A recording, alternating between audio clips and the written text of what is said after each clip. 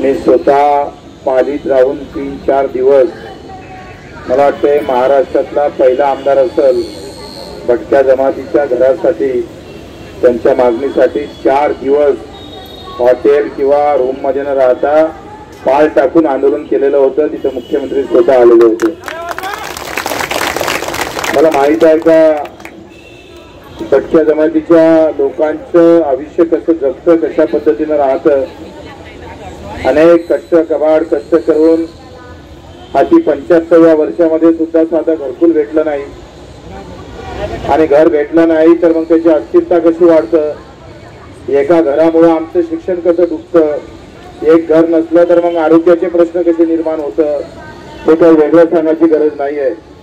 आणि मी कालच सभागृहामध्ये सांगितलं का मच्छीमार करणाऱ्या या समाजामधले काही समाज असा बांधव आहे, इतका मोठा धरण बांधलं जातं आणि ठेके मात्र मुंबईच्या आणि दिल्लीच्या लोकांना दिले जातं. त्याचाही निषेध आम्ही काल सभागृहामध्ये केला.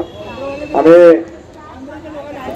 आंध्राच्या लोकांना, काही मुंबईच्या लोकांना दिलेला आहे. आणि म्हणून मुळात आपण पाहतो का वंश परंपरेनं आणि हा आलेला व्यवसाय सुद्धा आमचा कोणी हिसकून घेतला नाही पाहिजे. आणि जर त्यावर सरकार जर निर्णय घेतला नाही आणि हे मोठ्या धरणावर जर आम्ही पाहतो दुसरे ठेकेदार आणून बसवले तर त्याच्या विरोधात त्या धरणावर बच्चू देऊन त्याला तिथं तशा पद्धतीनं सबक दिल्याशिवाय राहणार नाही. सरकार काय निर्णय घेईल तो असू द्या, पण आम्ही या बाबतीत, कारण हा अधिकार आमचा आहे, भटक्या जमातीतल्या लोकांचा आहे, आणि श्रीमंतांना श्रीमंत व्हायचं, गरिबांना गरीब व्हायचं, अशा पद्धतीच्या भूमिका जर कुठलं सरकार करत असेल तर त्याच्या विरोधात इथंच नाही तर धरणावर येऊन सुद्धा विरोध केल्याशिवाय राहणार नाही. आपल्या सर्वांना गवाही देतो.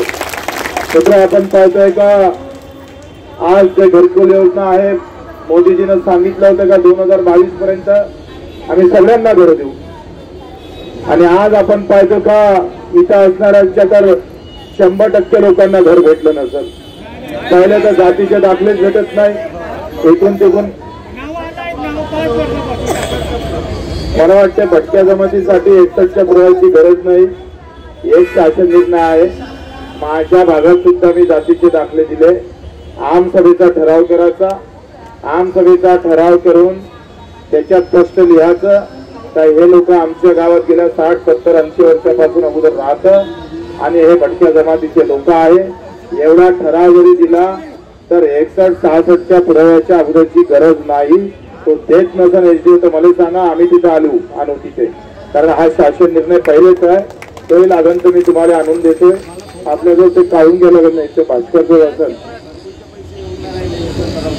आता यशवंत मुक्त वसाहत योजनेमध्ये टार्गेट दिलं जातं, मार बजेटमध्ये तरतूद केल्या जाते, आणि घरकुल मात्र आपण जर पाहिलं तर एका तालुक्यात 4, 5, 10 असे येतं. मोठ्या मुश्किलनं 15-20 आले तर मागणारे असते 5,000 लोक, आणि घरकुल येतं फक्त 4 किंवा 5 लोक येले. आता जेव्हा शेवटच्या लोकांना जर आपल्याला नंबर लावायचा असेल तर मेल्यावरच लागल, आणि स्मशानभूमीतच घर बांधायला लागेल, जागेवर बांधायची गरज पडणार नाही. आणि या सगळ्या प्रश्नाबाबत आपण 4 दिवस आंदोलन केलेलं होतं, आणि त्यांच्या जातीच्या दाखल्या संदर्भात, राशन कार्डच्या संदर्भात आता जो 12 मेचा शासन निर्णय केला ते रद्द झाला पाहिजे. या सगळ्या त्यांच्या बिल्डिंगच्या बाबतीत मी या लोकांना बोलावलं होतं.